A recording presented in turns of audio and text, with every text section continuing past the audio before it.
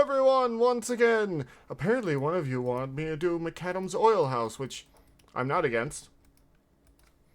Also, I forgot to turn something off. Yeah.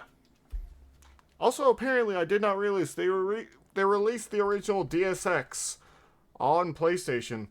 I'm really glad they're bringing back a lot of these old games, which, honestly, they're trying to fill their library with. Those brick. Turn that...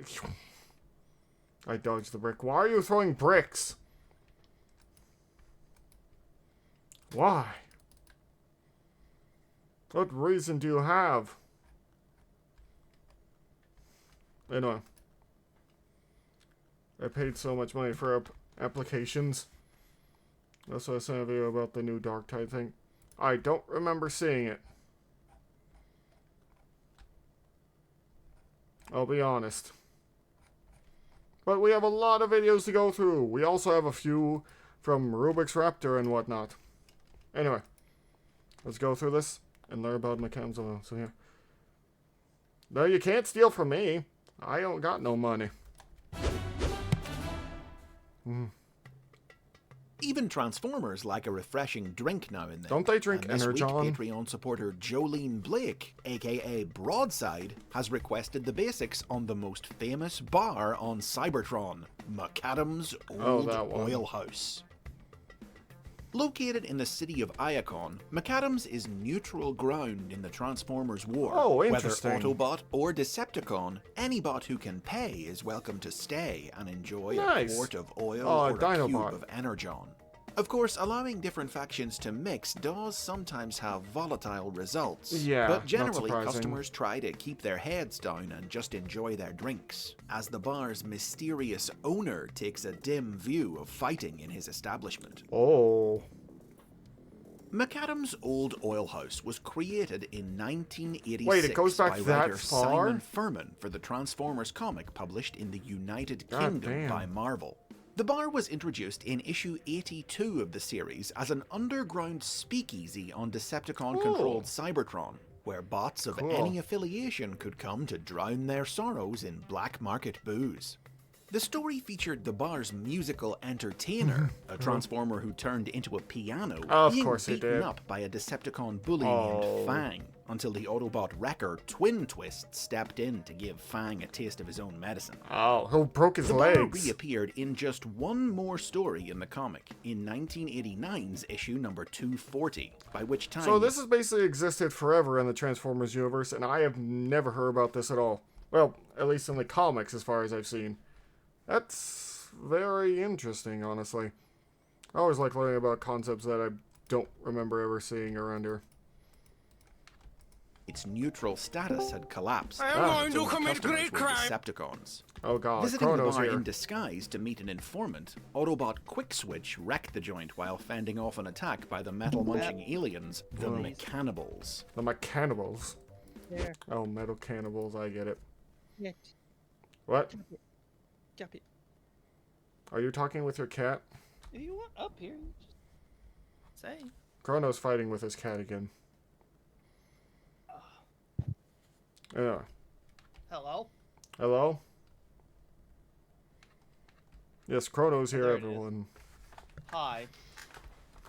He's here Sorry. to demonstrate how this new blender works. Oh no.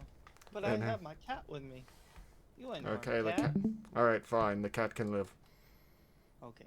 Did you get to... Wait a minute. That was the last that would be seen of MACCADAM'S for 15 years, until Furman included the bar in a list of notable Iacon landmarks in his 2004 guidebook, Well, he did create the Transformers, place, so I'm not The Ultimate surprised. Guide. The book massively raised the bar's profile. Basically, MACCADAM'S Oil House is basically a place where either side can just come in and have a drink. And there's no fighting allowed in the bar. Apparently. That's cool. Yeah. There, it soon began appearing in other media, and before long had become a fixture of Transformers lore. No longer the underground establishment seen there's in the Snake Marvel Eyes. comic, but a popular public business that went on to show up, or at least get name-checked, in almost every major Transformers continuity. Wow. Some notable stories to feature McAdams over the years have included the Transformers Cybertron comic book published by the Transformers Collectors Club in 2005, Cool. which marked the first appearance of the bar outside of a Generation 1 based story. The Transformers animated cartoon, which in 2009 featured the old oil house's first appearance on television. And IDW Publishing's comic books, in which it famously played host to the bar fight that led to the wrongful arrest of a young miner named Megatron, putting him on the path that led him to found the Decepticons. How Megatron became Megatron is always very interesting to me, because apparently there's a bunch of different things. Like, originally, in one version, he is originally a revolutionary leader that just went too far. Yeah. But yeah, this being where it started in that series is kind of insane. War would eventually result in the closure of McAdam's, but in later IDW stories, after the conflict came to an end, Autobot racer Blur took over ownership of the derelict bar, fixing it up and reopening it to the public, turning it into the hot spot on post-war Cybertron. For much of Transformers history, the old oil house's unseen owner, the eponymous McAdam himself, was an enigma. The Ultimate Guide was the first place that any information was revealed about him. It described him as a mysterious and rarely seen bot, about whom there was much drunken speculation by the bar's patrons. Their popular, if outlandish, theory was that he was one of the legendary Primes, the first 13 Transformers created in the primordial past by Primus, the god of light, and that the old oil house itself existed outside of normal space and time. You didn't know about Primus? No, I didn't know about Primus is their planet. He transformed into their planet. I thought their planet was Cybertron. Yes, it's called Cybertron, but it's all created and is the body of Primus. Oh. Okay, I didn't know that. Yeah. Whenever he never folds out, or they have to do a lot of things in order to summon him. The book didn't necessarily intend for this idea to be taken seriously. It was, after all, just a silly theory made up by drunks. But the concept would influence the prose story Prime Spark, published as part of the Transformers Legends anthology in late 2004, which depicted McAdams as a kind of crossroads between life and death, where the spirits of various different incarnations of Optimus Prime and Optimus Primal from across the multiverse met to share a drink. I've been alright. The identities of the Primes were still mostly a mystery when the Ultimate Guide made this claim, but in the years that followed, as Hasbro assembled their definitive list of the group's 13 members, they ignored the idea that McAdam was one of them, and didn't include him in its finalized roster. Damn. This decision was supported by the 2014 novel Transformers Retribution, set within the continuity of the Transformers Prime animated series. This novel featured the first official appearance of McAdam in any media, and depicted him as a regular old robot, revealed to have always been hiding in plain sight by masquerading as his bar's piano player. The book detailed how, after Iacon was conquered by the Decepticons, McAdam closed down the old oil house and turned it into the hub of an underground resistance network dedicated to taking the villains down. However, nothing's ever simple in the world of the Transformers, and what's true in one story or continuity isn't always true in another. That's usually how it goes with comics, and, well, when you get to a point where there's just a bunch of different versions, especially if you get to shows about shows where people just want to create their own show using an established property. It happens a lot more than you think. I kind of wish these people could just make their own thing, but they're like, no one else will buy it if I don't stab it into this thing. It looked really cool, but the following year, in 2015, a gathering of the 13 Primes featured in the Collectors Club comic included among their number a robot based on one of the old oil house's bartenders, a blue robot with a mustache. First seen in Marvel number 240, then in the illustration of the bar in the Ultimate Guide, and in a few other comic cameos after that. The club then was retroactively declaring that this bartender actually was McAdam himself, and that in this story, he was one of the primes after all. Interesting. But this invited the question, if McAdam was secretly one of the primes, which one was he?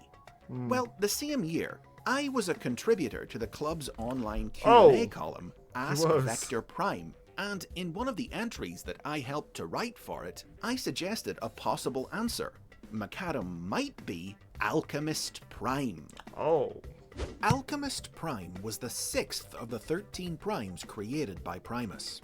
As described in the 2013 guidebook, The Covenant of Primus, Alchemist was a kindly, intellectual robot with the ability to manipulate and transmute matter, whose personal artifact of power, the lenses, allowed him to perceive the hidden secrets of both the material and spiritual worlds. Still a crazy ability. He was good friends with the historian Alpha Trion, and when the Age of Primes came to an end and most of the 13 disappeared from Cybertron, Alchemist was the only prime other than Trion to remain on the planet to help the emerging Transformer race found a civilization, but his whereabouts in the present day were unknown. This, coupled with the fact that in his few brief appearances in IDW's comics, he had been shown to be very fond of a drink, made Alchemist a plausible candidate for the true identity of McAdam. Now, Ask Vector Prime only presented this idea as if it was one of the many rumors surrounding McAdam, not a definite fact. But in 2018, the Transformers Cyberverse animated series took the idea and ran with it. This series marked McAdam's first appearance in animation, and in this version of the story, looks like a jolly old man. He was indeed secretly Alchemist Prime. Eons ago, during the Age of Expansion, he had been part of the crew of the giant city transformer Iaconus, a titan built for war and colonization. When Iaconus proved unable to adapt to peacetime and turned against his fellow Transformers, McAdam was forced to deactivate him and bury him beneath the surface of Cybertron. Only the topmost level of Iaconus's body emerged from the ground, a building that McAdam turned into his old oil house. McAdam's powers of perception granted him knowledge of the future, which he tended to casually drop into conversation, making the jolly old barkeep seem quite eccentric to his patrons. But his heavily armed alternate mode, so terrifying that it was only ever seen in shadow, ensured that nobody ever broke his strict rule against fighting in his bar. When the alien Quintessons invaded Cybertron, McAdam served as a hideout for the Resistance, until they reactivated Iaconus to help fight the invaders. In the battle that followed, McAdam was killed saving Hot Rod from one of the Titan's stray shots. But it was a fate that he met willingly, having long ago foreseen the moment of his own death. In the wake of the Quintessons' defeat, Perceptor took over ownership of McAdam's and continued to supply Cybertron with refreshment as it worked to rebuild. So that's the story of how what was once just an unassuming little Cybertronian nightspot became entangled in the deep lore of the Transformers universe, culminating in the release of a toy of McAdam in the Cyberverse toy line in 2020, a non-transforming Build-A-Figure made out of pieces packed in with other toys. That's it for this episode, and after all that, I don't know about you guys, but I could use a drink. I don't drink alcohol, but I could always use a drink of those are the basics. water. Because it's so hot here. Kono, you're a snow wolf. Produce the snow or something. I can't do that. You have failed me for the last time. Anyway, thank you for the hydrate. I do have a little bit of water left here. But yeah, if you guys want to see me react live, you can come over my streams. Though not during the week that this will be posted, because I more than likely won't be streaming then. I'm taking the week off to, well... Thank you. Thank you, Bunnyveer, for the follow. It means a lot. I might do another stream at the end of the week on the weekend. It's just, I'm very tired and work has been very hard on me. If I didn't have to work at my job, I would happily keep streaming every single week for you guys, but I'm starting to run out of steam a bit. I'll be completely honest. No, wait, don't play that!